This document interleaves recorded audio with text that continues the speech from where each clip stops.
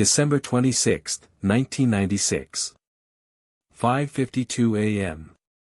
The morning after Christmas in Boulder, Colorado, should have felt like a snow globe come to life. Picture-perfect homes. Silent streets. That crystalline post-holiday calm where families sleep off turkey dinners and children dream about their new toys. But inside 755 15th Street, Patricia, Patsy, Ramsey was about to make a phone call that would shatter that silence forever. "We have a kidnapping." The voice on that call doesn't belong to someone staging a performance. It's primal. Raw. The sound of a mother whose world has just collapsed. But here's where this case stops being a typical kidnapping and becomes something else entirely, something that, nearly 30 years later, still haunts American true crime culture. Because by 1 p.m. that same day, there was no kidnapping. There was a body in the basement. 6-year-old JonBenét Patricia Ramsey, child beauty queen, daughter of a millionaire businessman, the face that would soon be plastered across every tabloid in America, was found dead in the wine cellar of her own home. 8 hours after that 911 call. While police officers walked above her head. While her family waited upstairs. And the story that unfolded? It wasn't just about a murder. It was about how a perfect family became America's most analyzed crime scene. How a ransom note became a linguistic obsession. How a bowl of pineapple became forensic folklore.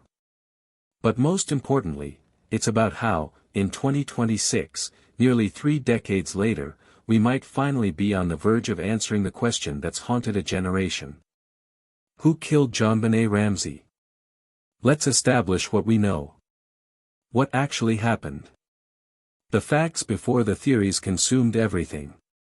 The Ramsey family, John, Patsy, 9-year-old Burke, and JonBenét, attended a Christmas party at their friend's home on December 25. They returned around 9:30 p.m. According to both parents, JonBenét had fallen asleep in the car. John carried her directly to her bedroom. She never woke up. The family planned to leave early the next morning for their Lake Michigan vacation home.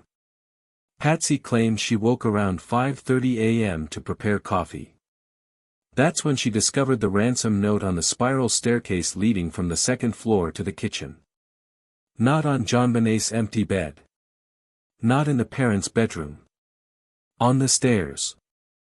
Already, something's off. The note itself is unprecedented. 2.5 pages. Handwritten on a notepad taken from inside the Ramsey home, Patsy's own notepad from the kitchen. Written with a pen from that same kitchen. A pen that was then returned to its holder. Let me repeat that: the kidnapper broke into a home, found a notepad and pen, sat down, likely at the kitchen table, and wrote a rambling, movie reference-filled manifesto. Then put the pen back. Then left the notepad behind. The ransom demand? $118,000. Not $100,000. Not $150,000. Exactly $118,000, which, investigators soon discovered, was the exact amount of John Ramsey's Christmas bonus from his company, Access Graphics. A figure that would have been known only to someone intimately familiar with the family's finances. Your typical ransom notes are short and to the point. This is unusual. It's essentially bogus. It was not truly a kidnapping note. Now, the staging theory. This is where the physical evidence begins to tell a different story than the note. The basement window, the supposed point of entry, was found open with displaced glass. Detective Lou Smith, who worked both for the DA's office and later the Ramsey family, believed this was the intruder's entry point. The problem? No footprints in the snow outside. No disturbance patterns. No fiber transfer consistent with someone climbing through. A suitcase was positioned beneath the window, perfectly placed, as if someone had used it to climb out. But when that suitcase was tested, no fibers from JonBenét's clothing were found on it. No biological evidence suggesting a struggle or transport. And then there's the house itself. This was not a small home. This was a 7,000 square foot Tudor mansion with multiple floors, winding staircases, and a basement layout so confusing that even officers who responded that morning got lost searching it. An intruder theory requires us to believe that a stranger entered this home, navigated its maze-like interior in the dark, located JonBenét's bedroom, subdued her without screaming, transported her to the most remote room in the basement, and did all of this while writing a novel-length ransom note in the kitchen. The official response time of the Boulder police: 7 minutes after Patsy's call. But the contamination of the crime scene? That started immediately. Against protocol, friends and family were allowed to move freely through the home. John Ramsey and family friend Fleet White conducted their own search around 1 p.m., nearly 8 hours after the initial call. That's when John opened the wine cellar door. JonBenét was lying on the floor. A white blanket wrapped around her body. Her hands bound above her head with white cord. Her mouth sealed with duct tape. And around her neck, a device constructed from nylon cord and the broken handle of a paintbrush. A garrote. Handmade. Brutal. Efficient. John picked up his daughter's body and carried her upstairs before police could secure the scene. The wine cellar, now the primary crime scene, was forever compromised. Let's talk about what the autopsy revealed. And why two pieces of evidence, one biological, one physical, have become the center of decades of debate. First, the pineapple. During the autopsy, Dr. Meyer found undigested pineapple fragments in JonBenét's stomach and upper intestinal tract. This indicates she consumed pineapple approximately 1 to 2 hours before death, based on digestion rates for fruit when eaten alone. Here's the problem: both John and Patsy Ramsey insisted they did not feed JonBenét pineapple that night. They stated she fell asleep in the car after the Christmas party and was put directly to bed. Pineapple was not served at the party. But crime scene photos show a white bowl on the breakfast room table containing fresh pineapple chunks and milk. An oversized serving spoon, comically large for a child, sticking out of it. A glass of water with a used tea bag beside it. Fingerprint analysis. Burke Ramsey's prints were on the bowl. Patsy Ramsey's prints were also on the bowl. The glass had Burke's fingerprints. So what happened? Did JonBenét wake up after being put to bed? Did someone serve her a snack after the parents went to sleep? Or, and this is where theories splinter into 1,000 directions, was the pineapple served before the events that led to her death, and the parents' timeline is inaccurate? The pineapple doesn't just challenge the Ramseys' account. It challenges the entire intruder theory. Because it suggests JonBenét was awake. Moving around the house. Eating a snack. An hour or two before she died. Not kidnapped from her bed by a stranger in the night. Now, the garrote. This device was not hastily assembled. It was constructed with intention. Nylon cord, about 20 inches long, tied in a specific pattern around a broken paintbrush handle. The other end looped around JonBenét's neck in a slipknot configuration. When pulled, the leverage from the stick would tighten the cord with minimal effort. The paintbrush came from Patsy's art supply tub in the basement. The bristle end was found in that tub. The middle section, used in the garrote, was still attached to JonBenét's neck. The bottom third was never recovered, despite extensive searches. Investigators noted that the knot construction required specific knowledge. John Ramsey had sailing experience. He was familiar with nautical knots. But would an intruder carry this knowledge? And why use a paintbrush from inside the home when you could bring your own weapon? Dr. Meyer's autopsy also revealed something that law enforcement initially tried to keep quiet: evidence of sexual assault. Not rape in the conventional sense, no semen was found, but vaginal trauma consistent with digital penetration or penetration with an object. The same paintbrush used in the garrote was suspected. Cause of death, asphyxia by strangulation associated with craniocerebral trauma. Translation: she was strangled and suffered a massive skull fracture. The skull fracture was 8.5 inches long. It extended from her forehead to the back of her skull. This was not a minor blow. This was catastrophic force, delivered by a heavy, blunt object. Some investigators theorized a flashlight found on the kitchen counter. Others suggested a baseball bat found outside. The critical question: which came first? The head injury or the strangulation? If the head injury came first, it suggests an accident, a blow that may not have been intended to kill. The strangulation would then be staging. An attempt to obscure the original cause of death. If the strangulation came first, it suggests premeditation. Intent to kill. The head injury as a secondary trauma. Dr. Meyer couldn't definitively establish which occurred first. The timeline was too compressed. Both injuries were perimortem, around the time of death. But here's what we know: the skull fracture caused massive hemorrhaging beneath the scalp, but there was minimal brain swelling. This suggests JonBenét died shortly after the blow, perhaps within minutes. The strangulation? That required time. Effort. The garrote had to be constructed. Positioned. Applied. So if the head injury was fatal or near fatal, why strangle her at all? This is the theory that haunted the investigation for years: someone in that house, whether accidentally or intentionally, caused the head injury. And then, in a panic, staged the scene to look like a kidnapping gone wrong. The garrote. The ransom note. The duct tape. All elements of misdirection. But here's the problem with that theory. The DNA evidence. If you were alive in the late 90s, you remember the media frenzy. The tabloid covers. The 24/7 cable news cycles obsessively dissecting every detail of the Ramsey family's life. But what the media latched onto more than anything else were the videos. JonBenét in full makeup, sequined costumes, bleached hair, performing in child beauty pageants.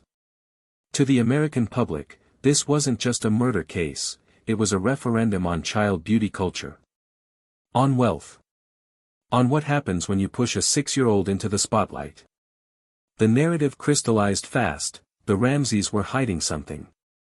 The pageant footage was proof of a family obsessed with image.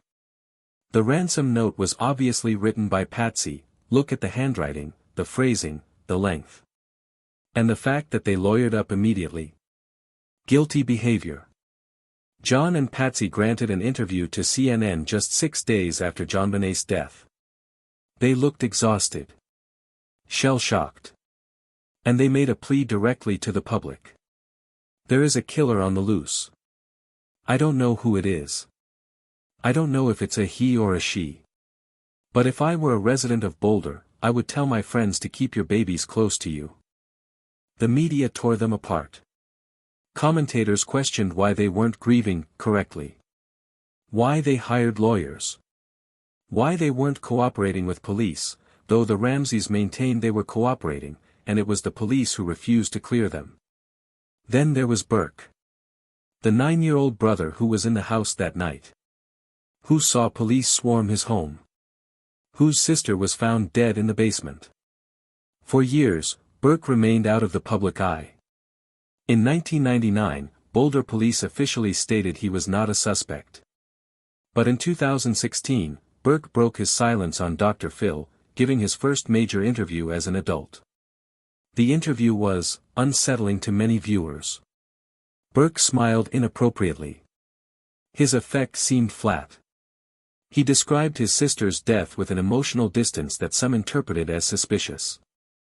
But trauma experts cautioned against armchair psychology. Dissociation, nervous laughter, and flat affect are common trauma responses, especially in someone who was 9 years old when the event occurred. Later that year, CBS aired the case of JonBenét Ramsey, a documentary that theorized Burke had accidentally killed his sister, striking her with a flashlight after she stole pineapple from his bowl, and that John and Patsy staged the crime scene to protect their son. Burke sued CBS for $750 million in defamation. The case eventually settled. But here's the real failure in all of this media spectacle: while America was busy convicting the Ramseys in the court of public opinion, the actual investigation was falling apart. The Boulder Police Department was a small-town force suddenly thrust into a national murder case. They had little experience with homicide investigations. They failed to secure the crime scene. They allowed contamination.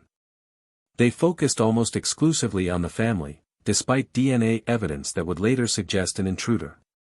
Crime scene contaminated within hours. No immediate forensic photography of the wine cellar. Evidence collection delayed. Tunnel vision on family suspects.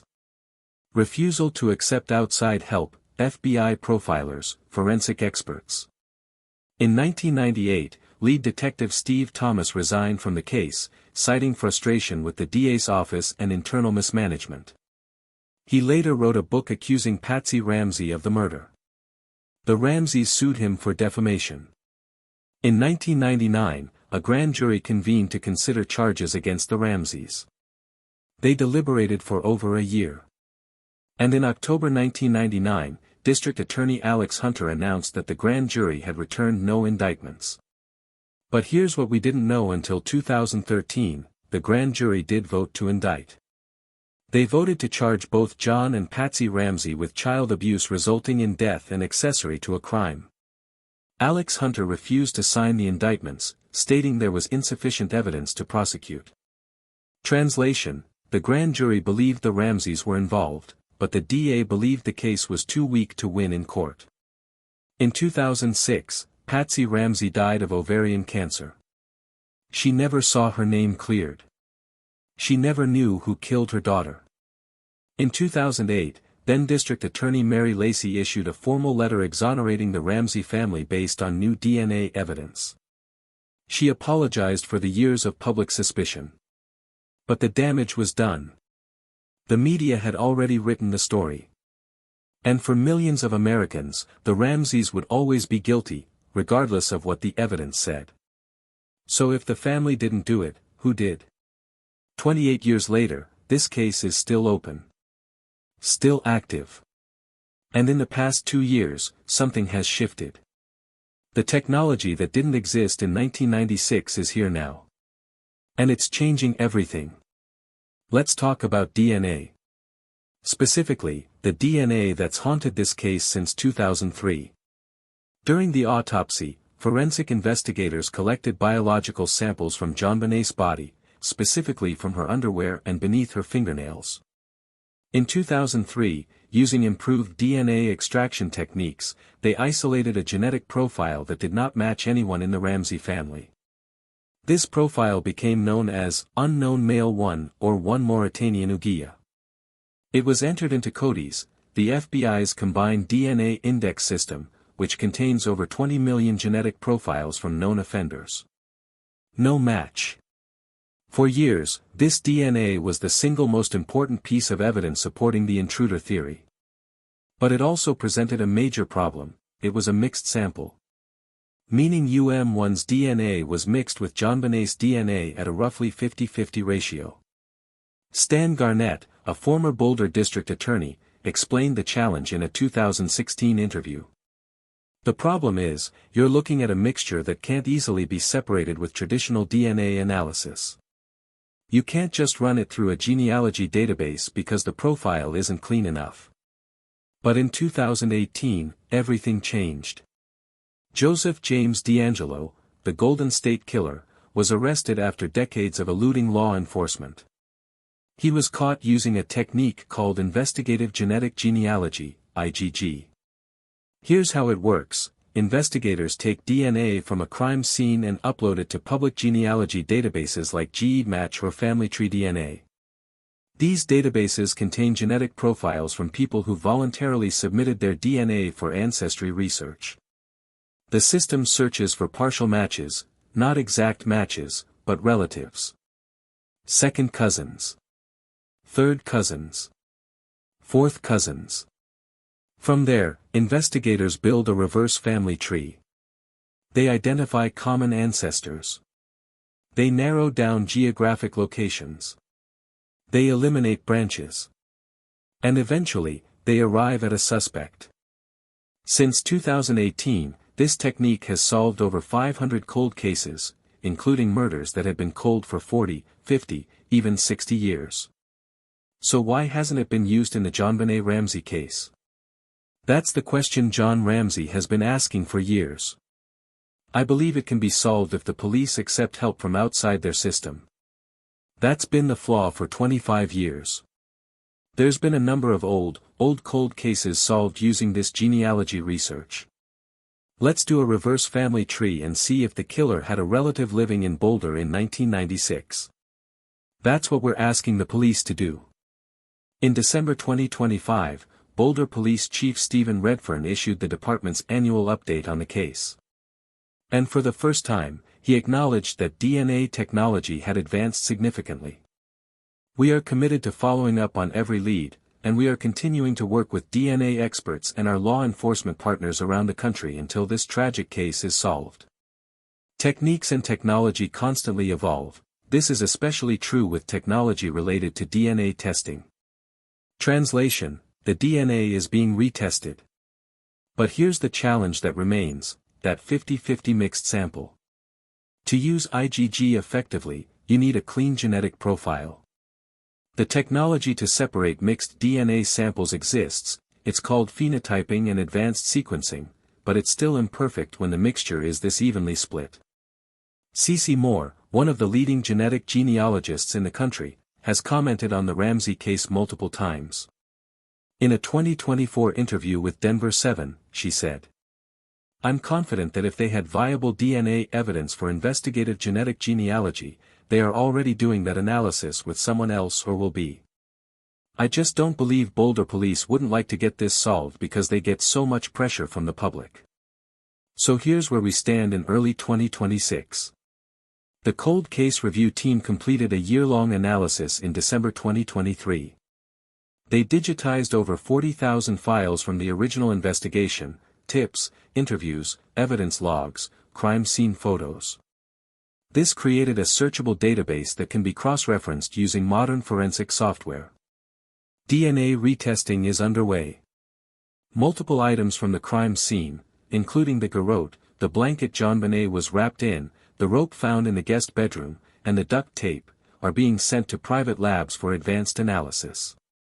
John Ramsey has publicly stated that 5 or 6 items were collected but never tested. Those are now being prioritized. Investigative genetic genealogy is being prepared. If the retesting yields a clean enough profile, or if advanced sequencing can separate the 1 Mauritanian Uguia DNA from JonBenét's, that profile will be uploaded to genealogy databases. The goal: build a family tree. Identify relatives. Narrow down suspects. John Ramsey believes there's a 50-50 chance, possibly higher, that the killer could be identified within the next year or two. If they will do the DNA testing, and use the genealogy research tool, I think there's better than a 50-50 chance we can identify the killer. The release of Netflix's Cold Case, Who Killed JonBenét Ramsey, in November 2024 reignited public interest in the case. It's been viewed by millions. It's generated new tips. And it's put pressure, once again, on the Boulder Police Department to act. Director Joe Berlinger has been vocal about what he believes the Boulder PD owes the Ramsey family. After being so mistreated by BPD's original investigation and the ripple effect of pain that the family has endured as a result, the Ramsey family is owed direct and specific communication about whether or not new DNA tests are being conducted. And that's where we are now. Waiting. Watching. Hoping that the same technology that caught the Golden State Killer, the NorCal rapist, and dozens of other cold case killers will finally give us an answer. But there's something else happening beneath the surface. Something quieter. The cold case community, armchair detectives on Reddit, web sleuths forums, YouTube deep dives, has kept this case alive in ways law enforcement couldn't. They've analyzed every frame of the crime scene photos. Every sentence of the ransom note. Every contradiction in the statements. They've built their own databases, their own timelines, their own theories. Some believe the intruder theory is still viable, that one Mauritanian Uguia is the key, and once that profile is run through IgG, we'll have a name.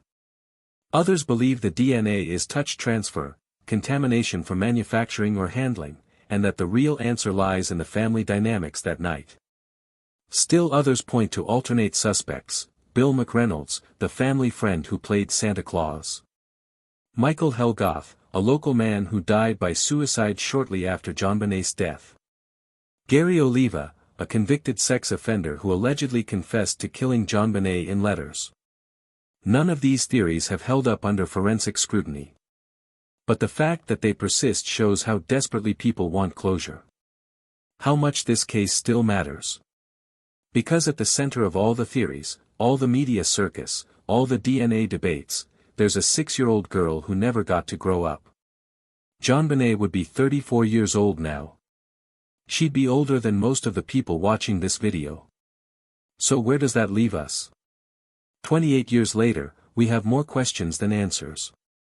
We have DNA that might solve the case, or might be meaningless. We have a ransom note that no one can definitively attribute. We have a crime scene so contaminated that even if we identify a suspect, prosecuting them would be a nightmare. But here's what we do know. Someone killed JonBenét Ramsey on the night of December 25 or early morning of December 26, 1996. Someone was in that house. Someone constructed that garrote. Someone fed her pineapple. Someone wrote that ransom note. The physical evidence exists. The DNA exists. The fingerprints exist. And the technology to solve this case exists now, in a way it didn't in 1996, or 2006, or even 2016. If the Boulder Police Department follows through, if they retest the evidence, if they work with private labs specializing in mixed DNA profiles, if they upload that genetic data to genealogy databases, there is a very real possibility that 2026 or 2027 could be the year we finally get answers. Jon Ramsey won't stop pushing. He's met with 5 different police chiefs over the years. He's offered to pay for private lab testing. He's done interview after interview, always with the same message. Use the tools that work. Do the testing. Find the killer. It's going to change my kid's life, my children's life, my grandchildren's life. They need this cloud, this question, this chapter closed. But even if the DNA leads nowhere, even if the technology can't separate the mixture, or the genealogy databases don't yield a match, this case has already changed American culture in profound ways. It changed how we consume true crime. It changed how we view child beauty pageants. It changed how we think about media responsibility in high-profile cases. It exposed the failures of small-town police departments thrust into national spotlights. And it left us with an uncomfortable truth: sometimes, justice doesn't come. Sometimes, the evidence isn't enough. Sometimes, the story doesn't end with handcuffs and closure. But we keep searching anyway. Because a 6-year-old girl deserves more than conspiracy theories and tabloid covers. She deserves a name. An arrest. A trial. She deserves justice.